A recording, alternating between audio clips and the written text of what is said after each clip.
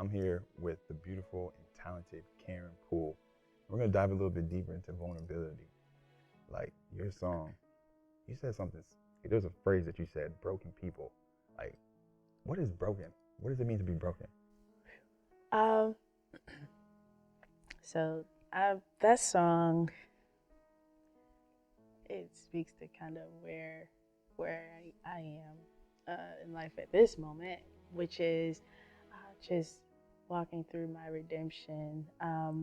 Broken speaks to a lot of things. Broken could be the heart has been broken. Broken could be speaking to some shame, and you guys were talking about vulnerability earlier. Yeah. So I can talk about a lot of things. Like in the second verse, I talked about how I used to be a broken vessel, and it seemed like I was forgotten and discarded until God gave me a new purpose and a new song. So there's this, the inspiration comes from this process, if I'm saying the word right, I think it's kintsugi. It's a Japanese process where they take a vase or vase, however you want to say it, that may be chipped or has some cracks in it, and they literally put melted gold or silver to fill those cracks. And so it then repurposes the vessel and increases the value of it. Wow. And so when I released the single, that's actually the image of the cover. Yeah, I saw that. You saw that, on your yeah. page. So it speaks to just that redemption. You know, we all in our various journeys go through things that don't feel good, that people may not agree with, or that we may feel some kind of shame about. But God doesn't look at our flaws. He only sees beauty, and literally everything about us he created and wrote it from the beginning. He wrote our story from the end. So, you know what I mean? In reverse. So so the things that we are afraid to bear to the public, vulnerability, he's already aware of it. I think one of the ladies said something about, not really being honest with him, but he's already aware. Right. So he takes those shadowy places and makes us comfortable in his presence, even if others aren't. You know what I mean? So how does music help you in your brokenness? Phew, it's like my release. Right. I can be completely me in my music. It's healing, and the fulfillment is in when something that meant that much to me personally can reach somebody else and do the same thing for them. And that's how I know I'm legit walking in my call. Wow. This is what I'm supposed to be doing. Wow. Yeah. So you made this. I love the concept of the gold trimming in between the broken pieces. Yes. So what would you call your gold trim? What's increasing your value? Man, so there's this concept that God's been really speaking to me on, and I'm gonna probably make a post or something about it sometime soon. But exfoliation, right? So that can speak to let's look at our skin. Like looking at it, look, everything looks intact, right? Yeah. But there may actually be some dead cells there. Wow. So when you scratch it or add enough friction, you can see some ash or some flakes. Okay. What you trying to say? No. I'm ashy? I didn't say you're ashy. But in life, we have people and things that are attached to us. Yeah. That, it just like when you oil your skin, it looks good. Even if you were ashy right now, you put some oil on it, you can't tell. Yeah. Let's let enough friction come, it's exposed again. I'm telling you. So the things that are attached to us in our lives, we work at it. We try to nurture relationships and friendships that maybe aren't meant to be, or they served a purpose in their season. That season is over. You know what I mean? That kind of thing. So what we go through, or we should accept or embrace, is that exfoliating process. So sometimes people choose to walk away, or we realize, this is not working out. I need to take a different path. That's that exfoliating process. It may be uncomfortable because of the familiarity. Right. or, just being comfortable with that person or people or whatever the environment, job, or whatever the case may be. And so embracing that process and just allowing the separation to be a segue to healing. Right. And then you open yourself up for who and what is supposed to be there. Wow. So you have to shed it. You have to shed it. You have to shed it. And it's that transformation is it's the journey itself overall is beautiful.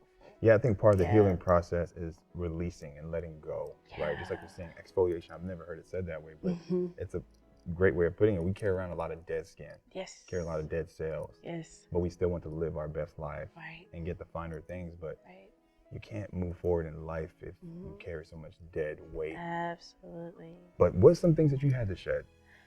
Phew. And I keep saying phew in between because, I know. because it's personal. Like, no, I'm literally walking this path that Right. I'm talking on currently, and it's beautiful.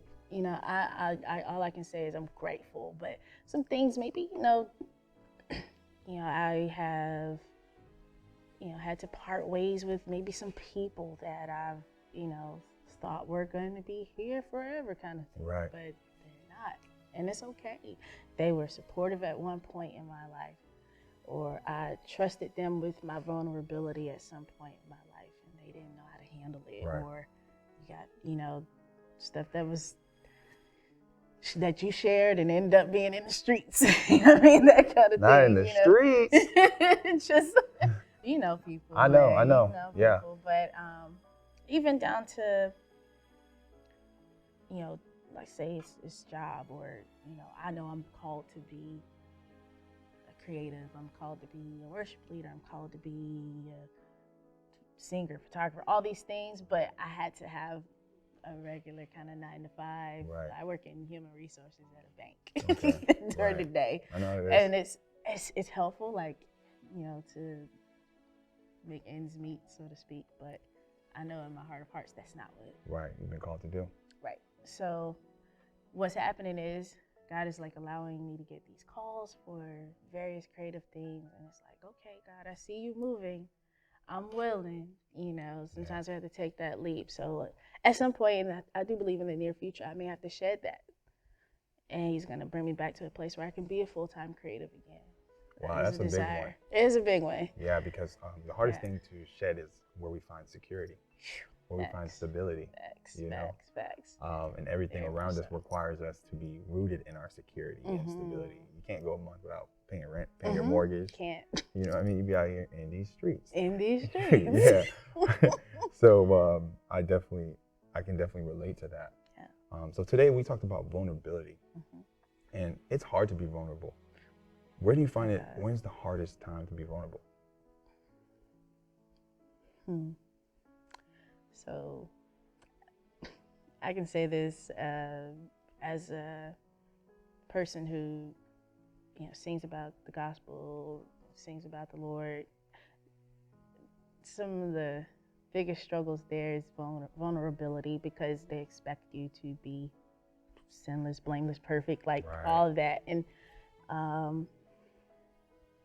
living for a greater cause than yourself. So it's very hard to make sure that you walk in a way that doesn't cause anybody else to stumble and question God. And so that's a hard thing. But what I love about the Lord is he's really, how do I say this? Yeah, the Bible talks about us being perfect, but I don't think it's about being completely sinless. No, I think it's about perfecting, so we're every day growing, striving to get better. Right. And I think as long as that's your heart's posture to be better, every day I want to be better. Every day I want to, help somebody, inspire somebody. I think as long as that's the posture, that's what God's looking for. And then of course there's the trauma of being misled. Like, you thought this was a safe space. Right. You thought this was someone or something you could trust, or and it turned out not to be. So praying for, somebody talked about discernment, praying for your discernment to be strengthened and increased so that you can see beyond seeing and know beyond knowing what, you know. And that's a word because Yeah. you spoke on perfection, Mm-hmm. and me being the son of a pastor, I Oh, thought you're a PK. Yeah, a little PK. Me too. Right. So we always have to walk in this perfection, right? Mm-hmm. And it almost, I mean, there was a time, and if I could be completely honest with you, I backslid. Like I went a complete away because I felt like I can't be this perfect, and I can't pretend to be in everybody's face, because the last thing I want to do is bring shame to my family's name in the streets. Absolutely. Right. So I'm like, man, you got to commit to one, either to the word or to the streets. Right. And I committed to the streets. But I came back. You came back. I get it. I came back. But we go through these cycles, right? Because it's hard to be vulnerable in these spaces, like even church, right? Mm-hmm. And you think you're safe there, but people gossip there. Oh my God. People throw dirt on your name. Absolutely. They accuse you there, and absolutely. it's good that we find a safe space, and it seems like you found a safe space in your music. Mm-hmm. Yeah, especially in your music, because like even in listening to the hearing some of the words you talk about being redeemed, that's such a powerful word because even everything, when we're walking in our shame or when we feel like there's no way out, there's redemption, you know. And like, how has redemption, like kind of like redemption is like that gold trimming, right? Yes. And the broken pieces. Yep. But like, how have you been redeemed? How do you feel like you've been redeemed? So with any and whatever I have done that I would hate to be on the 6 o'clock news, I've been given inner peace about it. Wow. Because I know how God sees me. He doesn't see my flaws. He doesn't see my errors and mistakes, or even the stuff that I did that was premeditated. Because let's be honest, not everything was a mistake. Yeah, right. We knew what we was doing. We knew exactly. We knew what we was doing. You understand? So even with that though, like he's not keeping tabs on everything that,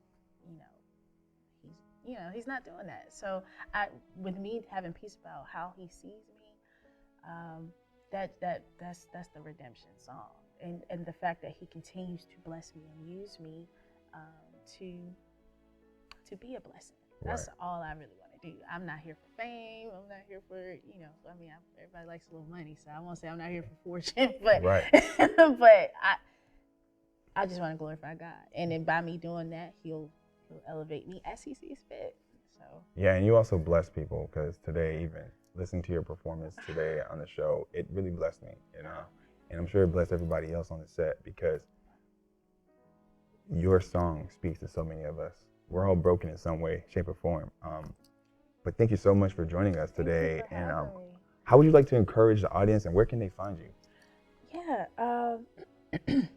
So to encourage anybody who saw the performance today, I would just say to you to look to the sky, look to the hills, look to God, because when you're looking in the mirror, sometimes it's like, oof, girl, what were you thinking?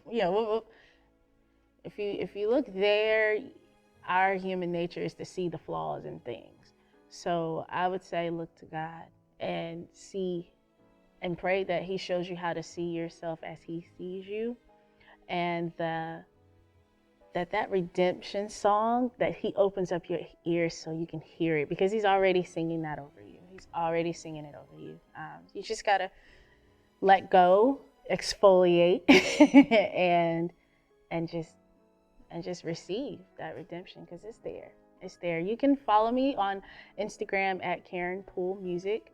I do have original music out. The song Broken People is on all streaming platforms. I did just release an anniversary EP called Hidden. My first album was released in February of 21, and we just did an EP anniversary in March. So I would love to connect with you. Send me a message. Let me know if you like the music or if it helped you in any kind of way. Yeah, thank you again for joining us here on the 12th Hour. Thank you. And absolute pleasure. Thank you guys, and stay tuned. Yo, am I really ashy? No, you're good. You're glistening. That melanin's popping. Hey, you already know.